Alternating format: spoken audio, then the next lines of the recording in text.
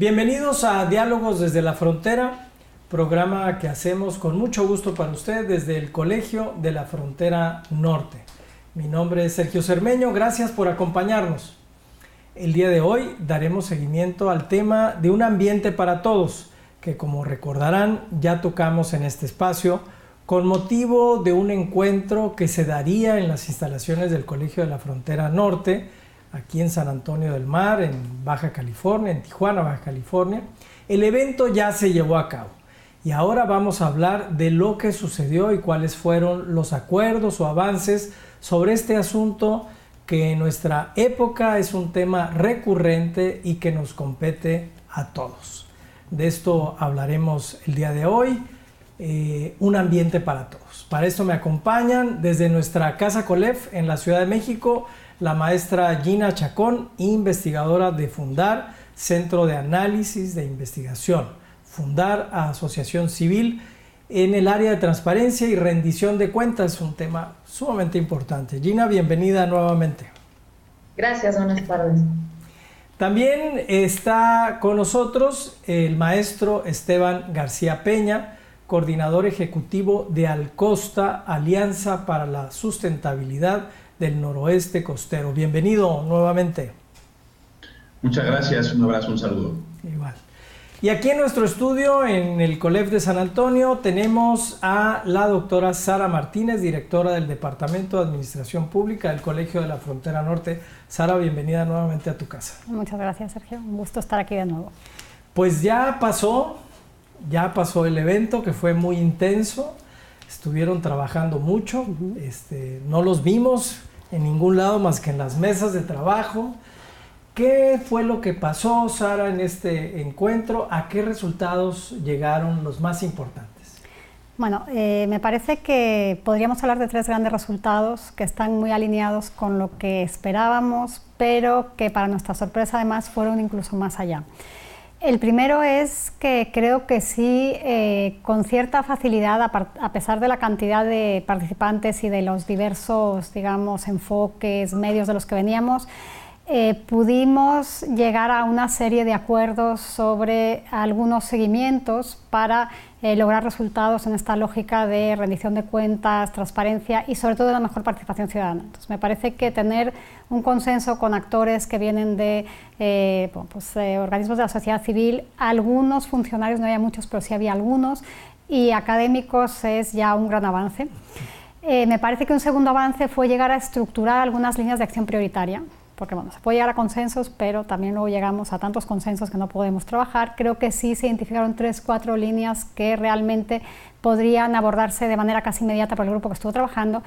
Y el tercer elemento importante es que creo que sí se logró la consolidación de una masa crítica de actores que en principio estaríamos trabajando pues en un proyecto a largo plazo, que es un poco lo que se pretendía con este foro, detonar una lógica de participación activa desde estas tres instancias con un objetivo común. Correcto.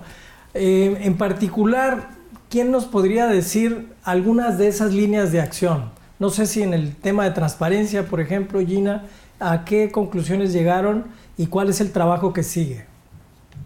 Sí, Sergio, mira, sin duda hablar de transparencia nos remite necesariamente a hablar al acceso a información ambiental pública, actualizada, accesible, y pues uno de los principales ejes que estuvimos discutiendo y como resultado de las mesas es justamente atender la urgencia de generar información que también sea accesible a la ciudadanía y con accesible me refiero que esté en formatos abiertos para que puedan ser analizada, pueda ser utilizada por la ciudadanía en general. Otro tema relevante también es que esta información sea actualizada. Hay muchas, a veces, necesidades de información que no pueden ser satisfechas por los usuarios, por los mismos académicos, por colaboradores y analistas, porque simple y sencillamente esta no está al día. Entonces, son de la urgencia que necesitamos, de los temas prioritarios, contar con información actualizada y accesible. Y también hablando de información, pues bueno, uno de los puntos fundamentales también es que se garantice el derecho de acceso a información. ¿Esto qué quiere decir? Que los ciudadanos, cualquier persona que esté interesada, pueda pues ejercer plenamente este derecho acudiendo a las instancias y a los mecanismos para que puedan solicitar la información que es pública y debe de estar disponible, no solamente cuando se pregunte a estas instancias, estos sujetos obligados, sino también que tiene que estar disponible dentro de las páginas y las secciones de obligaciones de transparencia de las instituciones de gobierno. ¿Qué nos puedes decir, Esteban, de estos resultados desde tu punto de vista? Mira, yo creo que en muchos puntos pudimos ratificar lo que ya veníamos pensando. Hay muchos problemas, hay mucha opacidad, muchos gobiernos, sobre todo los municipales, no apoyan y no ayudan a poder transparentar la información.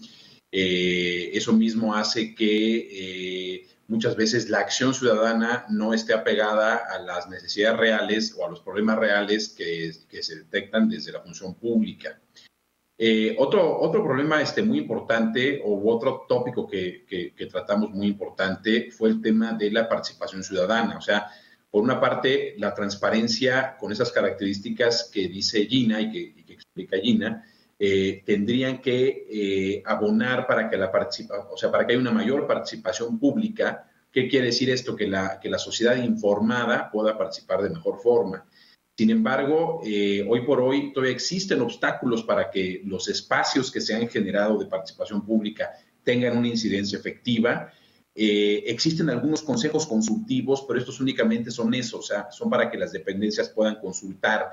Sin embargo, ahí existe una oportunidad para que pueda haber mayor incidencia a través de estos espacios, y desde luego que estos espacios puedan permitir que esta participación pública incida en las políticas públicas, y aquí se vuelve a cerrar el círculo en el cual, con ese acceso a información, tendrán una mayor efectividad en su participación.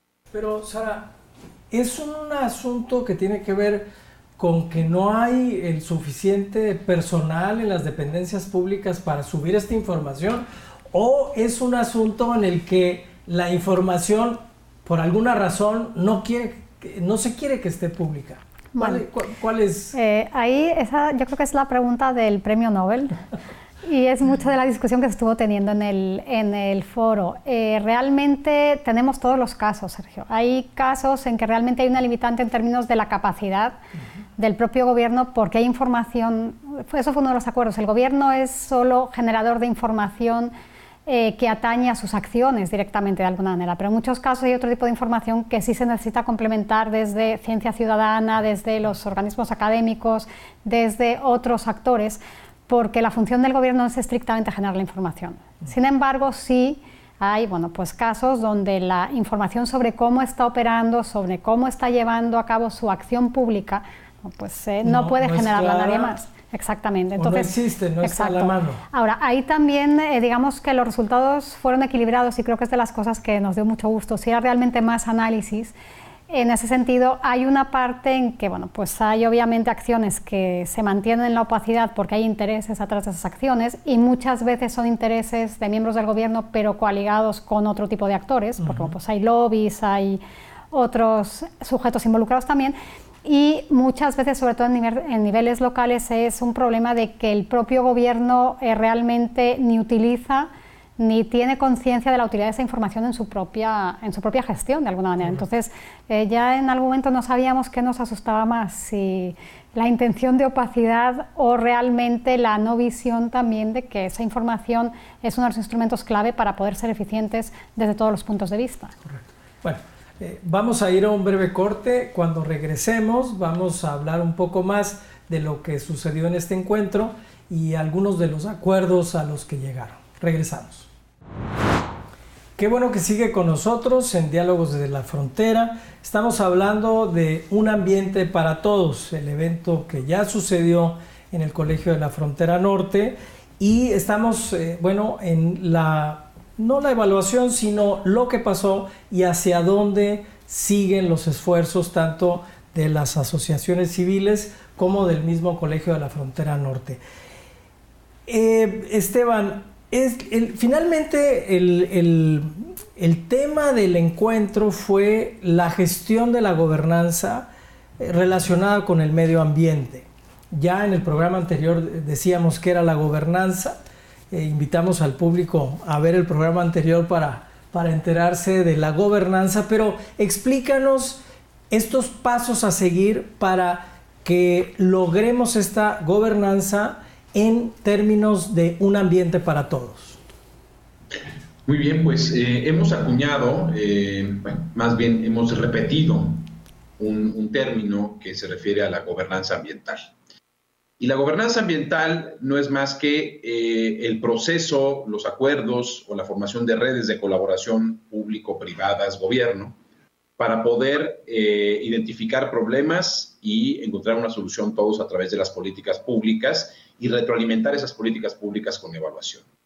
Esto se inserta muy bien en el esquema de planeación del foro. El foro trató 3 temas fundamentales, uno que es transparencia y acceso a la información. ¿Qué es esto? Es cómo existe una obligación del Estado, inclusive de algunas organizaciones, de algunos organismos, de algunas empresas ahora, de transparentar cómo es el uso de los recursos, cómo es la gestión, cómo es o sea, qué se está haciendo desde el gobierno y con los recursos públicos.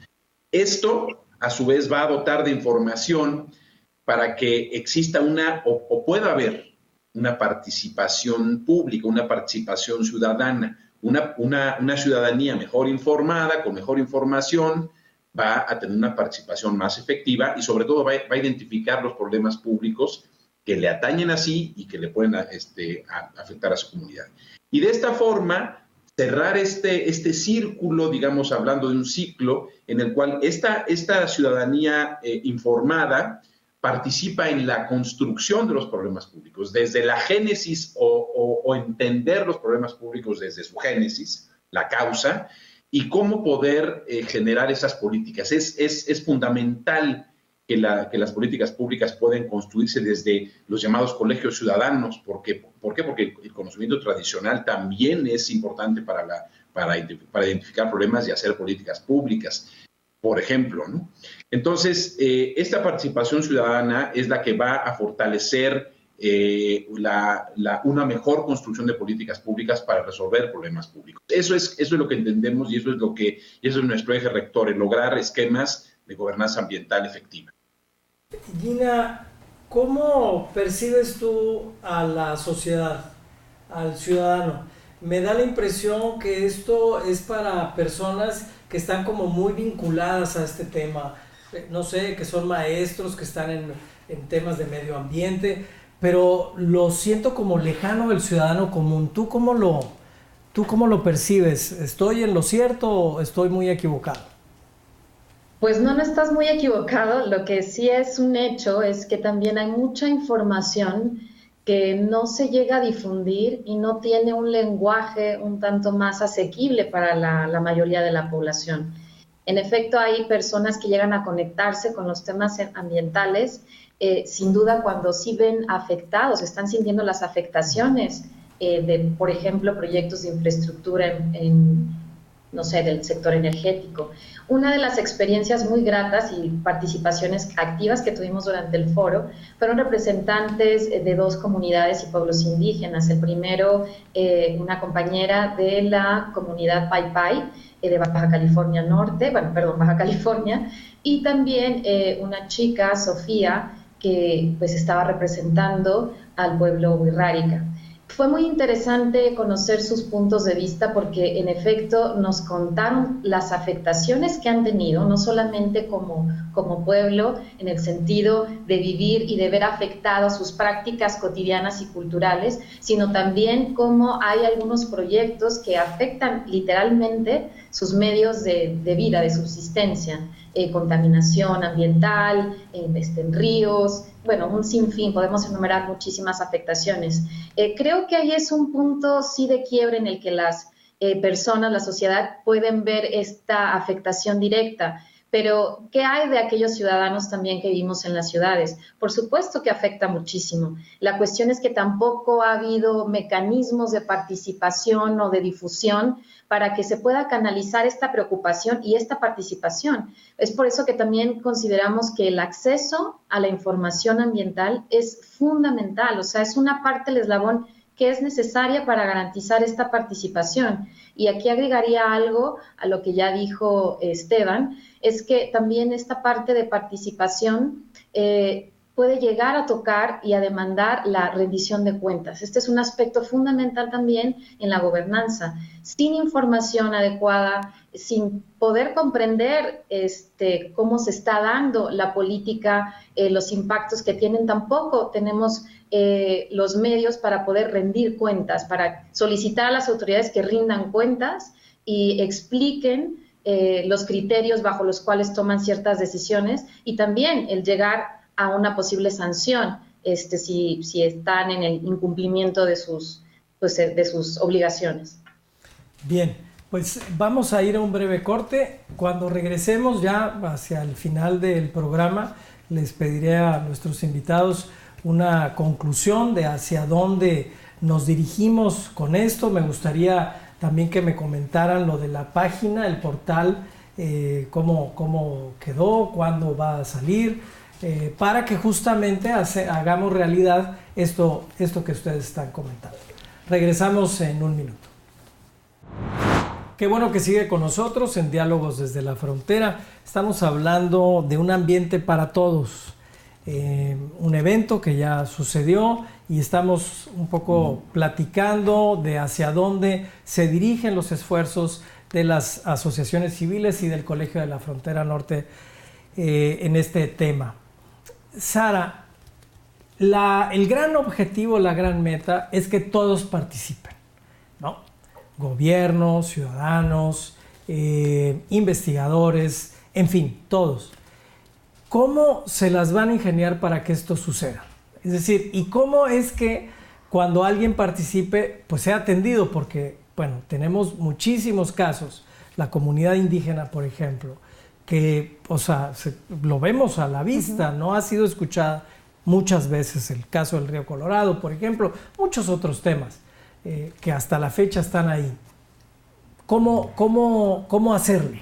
Bueno, creo que una de las experiencias del foro es que estamos tratando de generar precisamente un espacio de participación, y creo que eso nos va a ayudar mucho probablemente a ver qué funciona y qué no funciona. Varios de los participantes trajeron a la mesa experiencias muy frustrantes de participación, y también hay que decir la contraparte, hubo casos de éxito que se plantearon un poco para generar ese equilibrio. Ahora, ¿cómo trabajar esta participación? Bueno, realmente, Sergio, es algo muy complejo porque prácticamente estamos hablando de reformar, bueno, pues prácticamente todo el sistema institucional en el que nos movemos, desde el individuo hasta las estructuras de gobierno. ¿Y en qué sentido? Necesitamos información, necesitamos canales adecuados de participación y necesitamos que esos canales de participación establezcan un diálogo.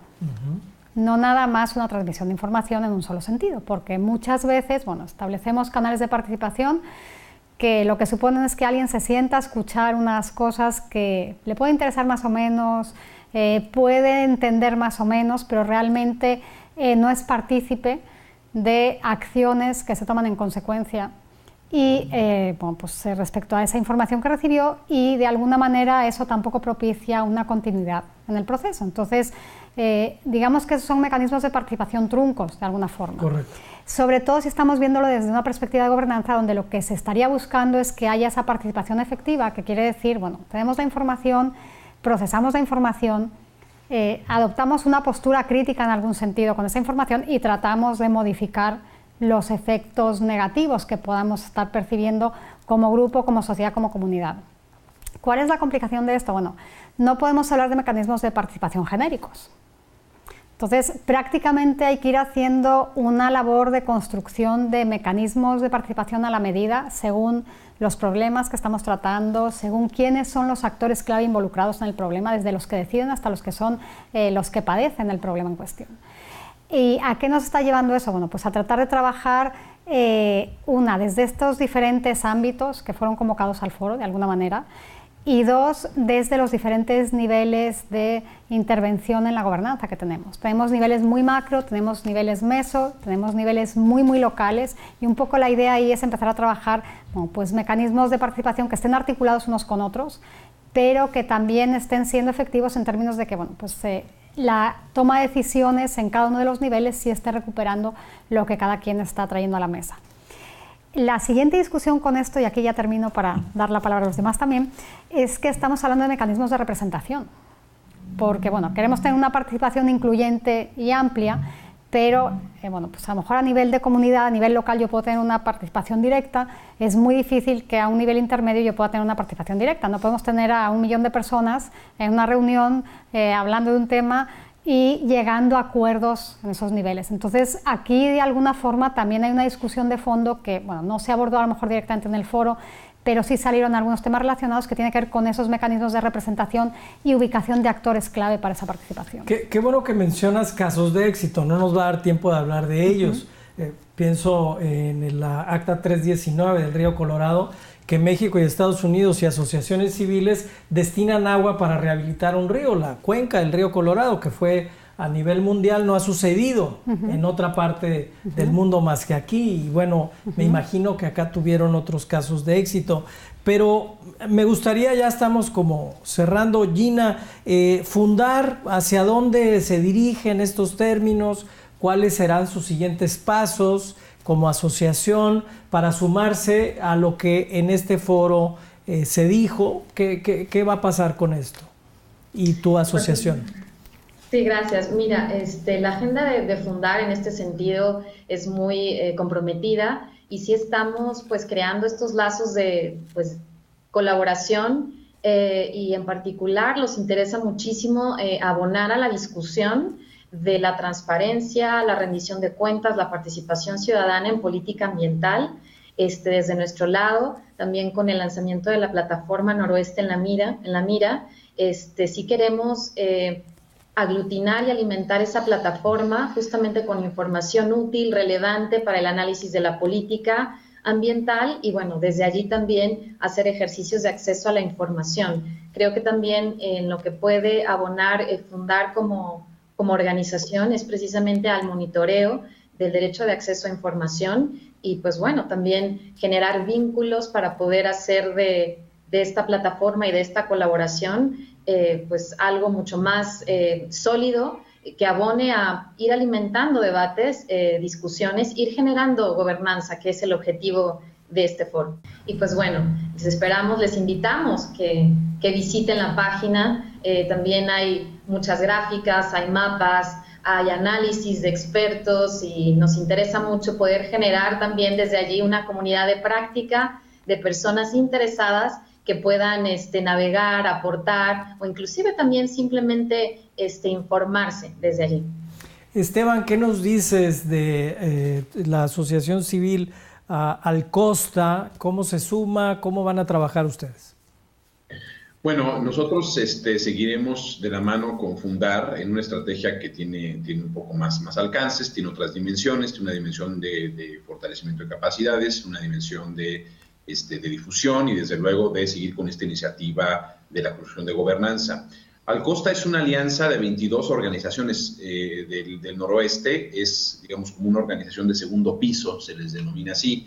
Somos una organización de organizaciones, y digamos, independientemente de lo que pueda salir todavía como agenda, que en las próximas semanas vamos a pulir los organizadores, la idea es que podamos hacer una especie de monitoreo o de observatorio ciudadano, e inclusive de incidencia a través de los 22 miembros de Alcosta en el noroeste, para dar seguimiento a los acuerdos que hayamos tenido, o bueno, que tuvimos, y que vamos a sistematizar en los próximos meses.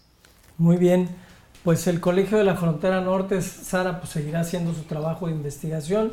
¿Qué nos puedes decir muy rápidamente? Bueno, como están también compartiendo Gina y Esteban, creo que no solo el trabajo de investigación, el reto aquí es ese ejercicio de construcción de gobernanza compartido. Entonces nos lleva un poco más allá de la investigación, y nos lleva sobre todo a tratar de tener esta capacitación mutua entre todos para poder generar ciudadanos que puedan participar de manera más eficiente. Entonces creo que ahí se van a abrir avenidas que van a ser también, aparte de los aspectos de investigación, cuestiones mucho más aplicadas de incidencia, espero, en la comunidad.